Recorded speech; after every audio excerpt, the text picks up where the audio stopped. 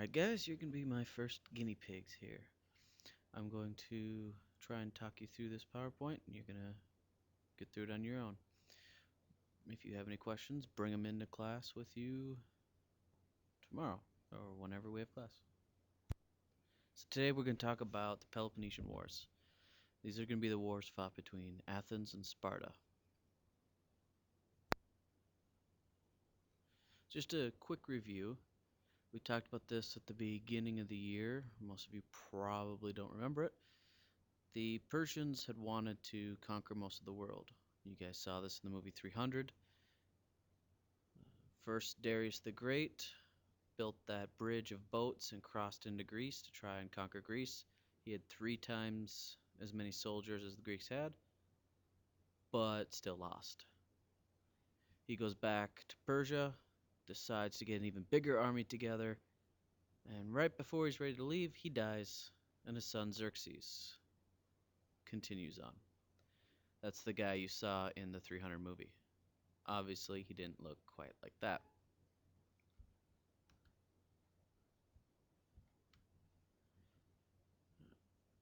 So we saw that when we talked about Persia in the Middle East at the beginning of the year. Now, Xerxes had conquered almost all of Greece, as the map shows you on the bottom here. But what stopped him is that Athens and Sparta and a bunch of others who weren't nearly as big or powerful and kind of been forgotten for the most part, joined together and they stopped the Persians. They beat them up, and the Persians go back to Persepolis and Persia and whatnot. Of course, this meant that the Persian Empire was still... Alright, now let's talk about the war. This is going to be the Peloponnesian Wars. And we're going to start by just talking about Athens.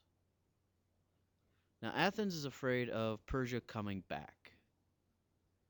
So they start kind of their own league. They contact a bunch of different city-states near them, and they say, hey guys, why don't we sign an agreement?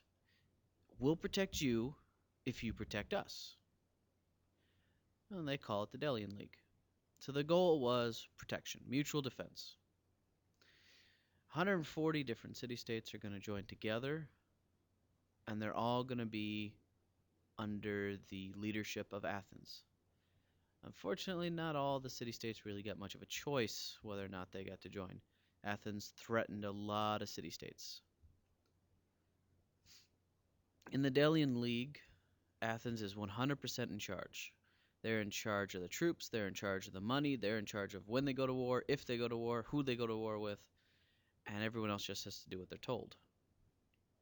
And on top of that, all the different city-states, all 140 of them, had to give Athens money or ships or both every single year, even if they're not at war. And only Athens had control of all that stuff.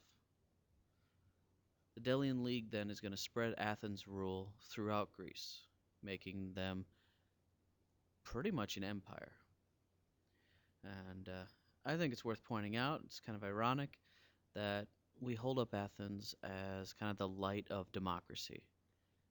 Yeah, they had a senate, they voted, they came up with this idea of democracy, yet they would force other city-states to join and not give them a say in anything. They would take away their freedoms, take away their votes. Doesn't really sound like democracy. Alright, so now let's look at Sparta. Sparta had a similar issue. They also didn't want to see Persia come back, and so they had started something called the Peloponnesian League, very similar to what Athens did. Of course, Sparta did this before Athens started their Delian League, which means if Athens had really only cared about protection against Persia, they could have joined this one. Obviously, they wanted a little more than just protection. And Sparta was a little different in getting membership than Athens was.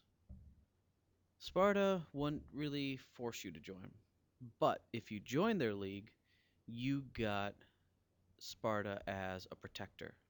And that's something that most of the Greek city states thought was definitely worth joining. Because up until this point, Sparta had not lost a single battle, or at least not a single war, unless you count like that battle of the 300 Spartans, who, since they had expected to die anyways, you could argue they didn't actually lose, they got what they wanted. Uh, so, a few ways that they encourage people to join. Sometimes they would march into a city state, and if the king or whatever who ruled that city state was incredibly abusive to his people, and not a good ruler, they'd go in and kill the dude. Then they'd leave. The idea was that the guy that they put in power before they leave is either going to be a good guy or simply so afraid of the Spartans coming back and doing that to them that they join the Delian League. In the Peloponnesian League. In the Peloponnesian League, every single one of the city-states, no matter how big or how small, got one vote. So every single city-state was equal. Of course, Sparta got to override all of them. Kind of like how the President of the United States can veto Congress. Sparta also didn't really care about money or ships. They didn't fight in the sea, so they didn't really see the point in ships. And as far as money goes, they liked to use their own soldiers. Their own soldiers had their stuff. They knew how to fight. They trained in their own city. There's no point in the money. Why would they take money from you? They don't need it. Not that if you offered, I suppose they probably would take it. So you could join for free. Sometimes Sparta would conquer you, and then you join. Other times, Sparta would actually offer people money. Here's a bunch of money. Want to join the Peloponnesian League? But the whole point is it didn't spread Sparta's rule. Sparta cared about Sparta. That's really about it. Which means that the Peloponnesian League is going to offer its people far more choice, far more freedom, far more say in things than the Delian League.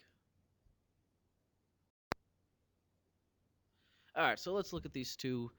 If war's coming, you guys, if you've ever watched boxing, before a boxing match, they always do this thing called a weigh-in. They show off both guys, they weigh them, they tend to flex their muscles, and you get to see the two people. If you're going to bet on it, it gives you a better chance to see who you're going to bet on. So let's look at these two and see who would we bet on. So first, Athens. Athens want to spread their power. They want to spread their government, and they want to spread their culture. They have an unbeatable navy. No other city-state have been able to defeat Athens' navy. Unfortunately, many of their supporters were forced to join, which means they might not fight as hard for Athens. They might not help them. If there's a war going on, they might try and switch sides.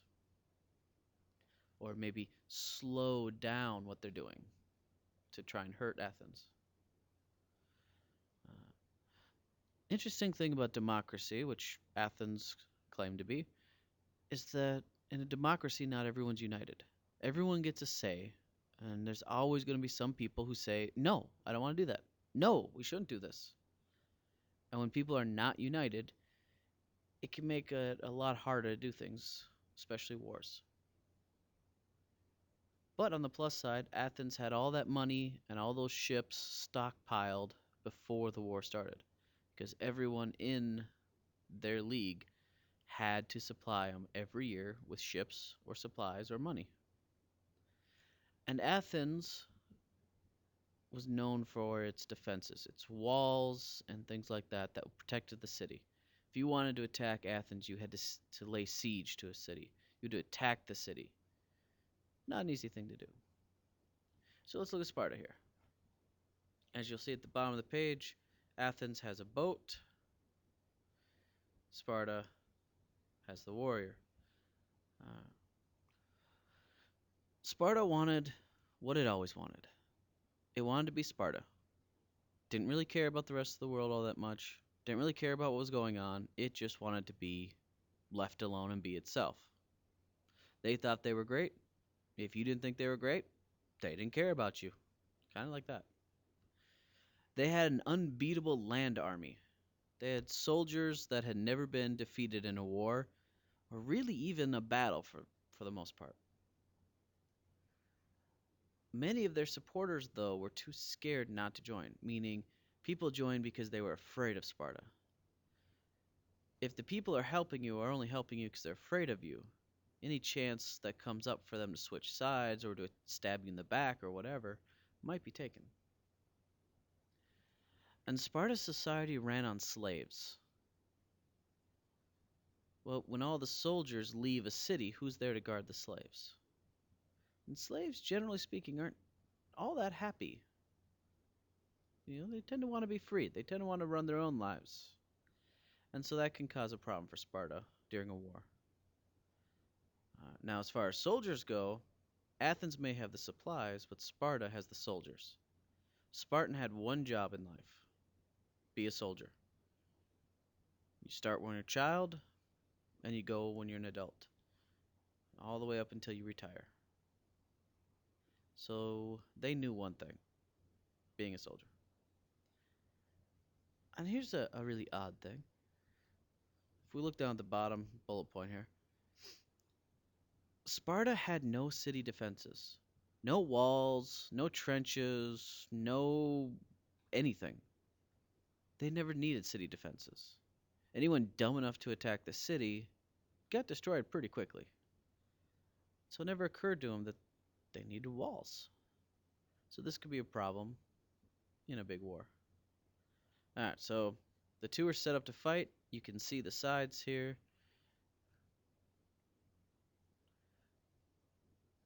But you might have realized we got one slight problem. Athens is unbeatable in the ocean, or the sea. Sparta's unbeatable on land. How are they going to fight?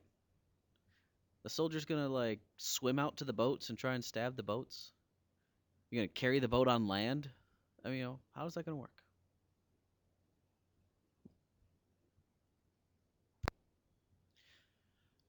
Alright, so what this slide is showing you, in the orange is all the land that basically belonged to Athens. All the different city-states that belong to Athens.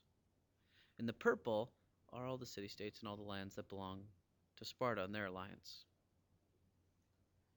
Now, I don't know about you, but what I'm noticing is Athens is all over the place. They got people in Lesbos over here.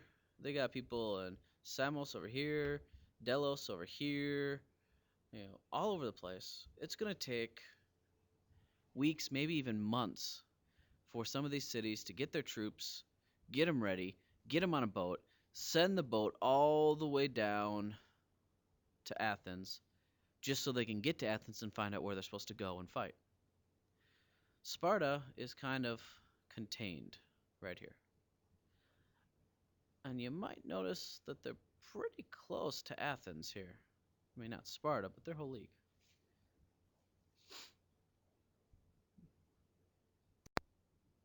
All right, let's look at the war. So the first war, there's going to be two. The first one starts in 460 BCE. And it starts off with Athens winning constantly. Every battle, Athens wins. Part of that's because their navy is so awesome. The other reason, Sparta's not fighting. The reason why is Athens brought their whole league into fight, but they weren't attacking Sparta or Sparta's league. They were just attacking one little city-state at a time. So when Sparta looked at that, they said, oh, it's not an all-out war, it's just Athens versus that little city-state. That's not our problem, that's their problem. And they just let it go. And this would allow Athens to conquer and absorb a lot of the Peloponnesian League city-states. And like I said at first, Sparta's like, hey, yeah, no big deal. Until Sparta has a friend who gets attacked. One of their favorite city-states, people that they consider to be cousins, basically, get attacked by Athens. Now Sparta's pissed. Now Sparta joins the war. One of the first things they do, they started freeing all the city-states that Athens had taken in the first part of the war. So in the first part of the war, Athens wins, Athens wins, Athens wins, Athens wins. Then Sparta joins, Athens loses, Athens loses, Athens loses, Athens loses. Doesn't take them long to figure out what's going on here. So Athens says, "Hey, Sparta, hey. Um, we were just kind of joking about this whole war thing. Can we sit down and come up with a peace agreement? Yeah, peace agreement." Sparta says, "Sure." So while they're sitting down talking about peace, Athens sends in a sneak attack and burns every single Sparta ship they can find, every single Sparta dock they can find, and then they run away.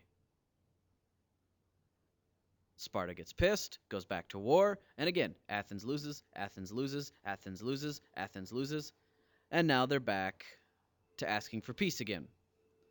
Athens is like, "Sparta, Sparta, hey, that whole burning thing, that was a mistake. We didn't mean to do that. It was an accident. Yeah, accident. We want peace, really, really. We want to be your friend." Sparta says, "Okay." So they come to a peace agreement. Now, the biggest thing in this is almost all the battles were between the Delian League and individual city-states that belong to the Peloponnesian League. Anytime Sparta gets involved, Athens starts begging for peace. Now let's look at the Second Peloponnesian War. Again, I would say that Athens is pretty much the aggressive one in this battle. So, as you can imagine, Athens not really happy with the fact that they kept losing all those battles. And Sparta, being kind of a bit of a bully, having slaves and being pretty powerful, is going to have a lot of enemies. Athens sees this opportunity to help out Sparta's enemies. They secretly send him weapons, they secretly send him gold, they send him boats, soldiers, whatever they need to help out Sparta's enemies and the Peloponnesian enemies. Any city-state that's in the Peloponnesian League, if they have an enemy, Athens tends to help out those enemies.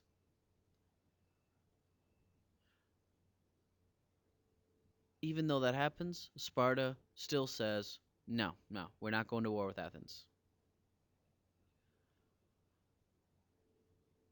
Athens does something else. They start imposing trade regulations, meaning if you are in Athens League, you cannot buy or sell anything to any city-state in Sparta's league. No buying, no selling. If those people over there need fish, they better be in your league, otherwise they're screwed. If those people over there need clothes, they better be in your league or they're walking around naked. Still, Sparta says, no, we're not going to war. We can make do on our own. Then there's an earthquake that hits Sparta. Does massive damage to Sparta. And we've got a bunch of the slaves revolting. They were called helots. A bunch of the Sparta slaves revolting. And Athens starts secretly helping these slaves. They're letting them escape. They're helping them escape. They're doing everything they can to convince them to escape. And then on top of that, Athens sends a whole bunch of soldiers to Sparta. So Sparta had this earthquake. There's all sorts of damage going on. Athens wants to help these slaves revolt to make Sparta weaker. And all these soldiers from Athens come marching into Sparta. And they say, hey, Sparta, we're here to help you. You guys had this earthquake, and we want to help you out because we're friends. So we'll stand on every street corner here. We'll put our soldiers throughout your entire city, everywhere we can. And then while you're repairing the damage, we'll make sure everything's okay and safe. Well, Sparta's not stupid. You don't let your enemy into your city with all their weapons. That's not a good idea. Now, on top of that, Sparta was afraid that they would use that opportunity to really get all the slaves out of there, which would cripple Sparta. So by this point, Sparta agrees with the Peloponnesian League to hold a conference.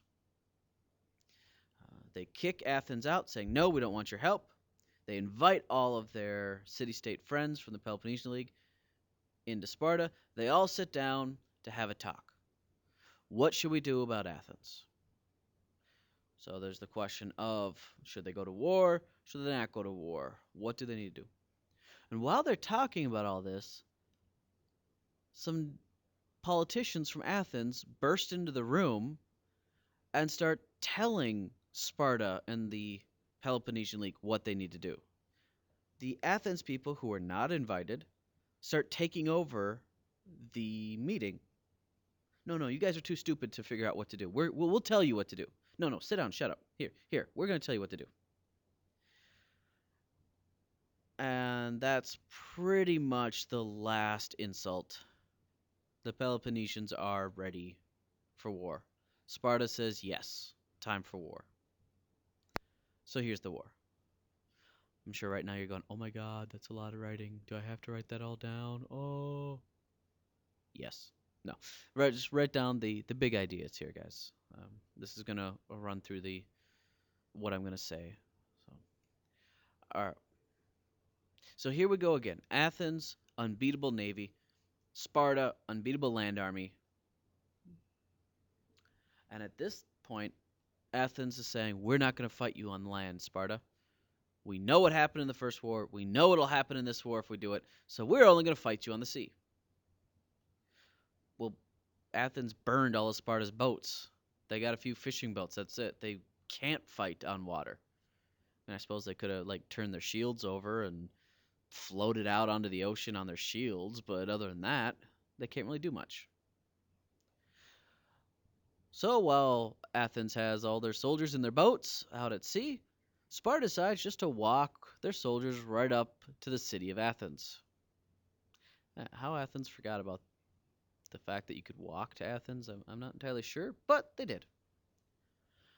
So Sparta surrounds Athens and all their powerful city-state friends. And they stand outside the city. They wait. And all the Athens people are stuck inside their city. They can't go out to the farms. They can't go out to the rivers. They are stuck. And when you have a whole bunch of people stuck inside a city without toilets, without showers, without clean drinking water, without fresh food, and no hand sanitizer, bacteria is going to grow like crazy. And a plague is going to break out in Athens. Between 1/3 and 2/3 of all of Athens is going to die from this plague. And Sparta says, hey, Athens, you're dead. Your people are weakened. Your city's almost destroyed. You know what? We're going to go back home now. We're going to let you rest up and get better. My guess is Sparta was hoping the war was over at that point. Athens had other ideas. So after a little bit of time, Athens has a few more babies, a few more soldiers. They get healthy again, and they start attacking city-states near Sparta. The whole idea is if they can get the city-states around Sparta, then those slaves don't have to run very far to leave Sparta. No slaves running the farms. There's no food for Sparta. No slaves making the weapons. There's no weapons for the soldiers of Sparta. No slaves making clothing. Well, there you go. So the Helots start running. And it's going to be during this time that the Spartans have their first loss in history. The Athenians are going to set a trap. They're going to conquer a city-state on an island. Athens conquers the city, and then they wait for Sparta to come. Sparta lands on the island, they send their troops in to attack the city, and Athens runs. They run to their ships, and then they surround the island. Any Spartan that comes out of the little city, and I'm talking like little itty bitty tiny little city, practically a house on a floating little island the size of like one of my tables. Anytime the Spartans come out, the Athenians shoot them with an arrow or a spear. So the Spartans can't fight the Athenians. They're stuck. They go outside and they die, but it's not really a battle. So they stay inside, hoping Athens will leave and let them go back, or that Athens will land and they can fight a real battle. They don't. A bunch of the Spartans starve to death inside, waiting. The remaining ones will surrender and be taken prisoner. When they go back to Sparta, because they'll be released by Athens, they're considered criminals. Spartans were not allowed to surrender. They were put on trial, and I believe they were all executed because they surrendered. Anyhow, back to the war. So Athens is starting to win. They're starting to conquer some stuff. Spartan has just been proven to not be unbeatable. So what does Athens do? Go after Sparta? Go after their big friends? No. They decide to go after Sicily. If you look at a map, Sicily is that little island that looks like it's being kicked by the boot of Italy. Not really Greeks there. Not really sure why Athens goes after that island, but they do. Sparta is going to stop them, which the Romans probably figured was a pretty good thing, because if Athens had conquered Sicily, the next step is to move into Italy. If they'd moved into Italy, they would have conquered the ancestors of the Romans, and there may not have ever been a Rome. Alright, so Sparta goes back to Athens, camps outside the city. They are going to stop any money from going into Athens, any food, any water, anything. They're right back outside of Athens. Sparta gets their boats together, and practically a miracle here, they defeat the Athens fleet. They destroy their ships. So now Athens has a city under siege, no access to money, no access to reinforcements. Their boats are pretty much all destroyed. Their friends who were not really friends, they were forced to join the League. They're jumping ship. They're asking Sparta for help, or joining up with the Persians, or just saying they're independent. All this stuff's going on. To make matters worse, every time Athens lost a major battle, they would kill the general in charge of that battle. By the end of the war, they've killed all of their experienced military leaders, and they're left with people who don't know what the heck they're doing. Now, at this time, Persia's still around. And Persia doesn't really like Athens. You see, Athens had been causing problems in Persia. And Athens had conquered some city-states that were very close to Persia and possibly even used to be Persia. So they would rather help out Sparta, and we see Persia kind of get involved. Not completely, just a little bit, mostly with money. So the war is going to end because Athens has nothing left. No money, no soldiers, no ships, no food, no water, no nothing. And now we have the problem. What do we do with these people that just surrendered? Sparta has a meeting with all of their league members, and they say, okay, guys, you all have a vote. What are we going to do? What would you guys do? I bet some of you are thinking, destroy Athens, or make them slaves.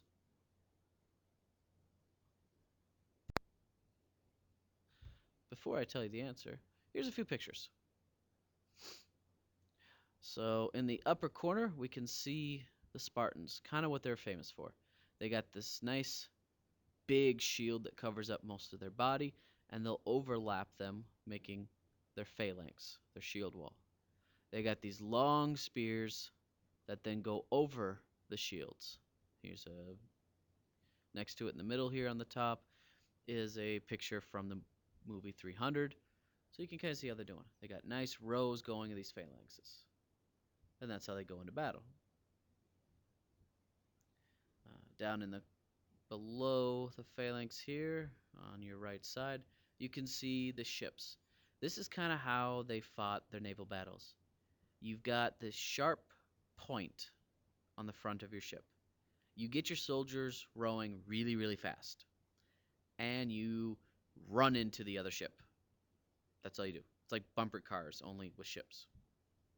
You run into the other ship, and hopefully that spike on the front of your ship punches a hole into the enemy ship, and they're going to sink. Meanwhile, you've got archers shooting from the side of your ship. You can see this ship that's being smashed into has a bunch of archers hiding behind shields shooting. You can also jump off your ship onto the other ship, all sorts of things. There's a map in the middle here, kind of shows you Athens' plan. They sent some of their troops up to the north.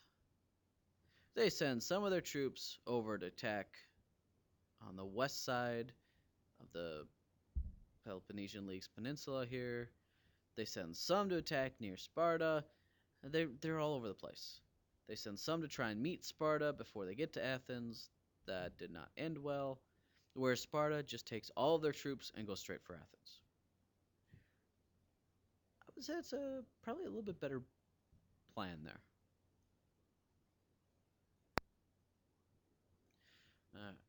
So I had said I'd tell you what happens. Sparta's friends said pretty much probably what most of you were thinking. Destroy Athens. Turn Athens into slave. Take all their money. Take all their people. Destroy everything. Revenge was kind of the idea. And while pretty much everyone said that, Sparta used their override and said, no. No. We're Greeks. We don't do that. We defeated Athens. And we're going to make sure that this doesn't happen again. But we are not going to destroy Athens. So instead, they force Athens to destroy their walls. They tell them you are never allowed to have city defenses again. Maybe some little ones, but nothing major. They tell Athens you cannot be in charge of your own league, but you can join our league and then have an equal vote to all these people you were just attacking. And so for the most part, they treat Athens really well. Probably a lot better than Athens would have treated Sparta had they won. So now, think for yourself here. What are some mistakes that Athens made in these first two wars? And what are some of the mistakes that Sparta made?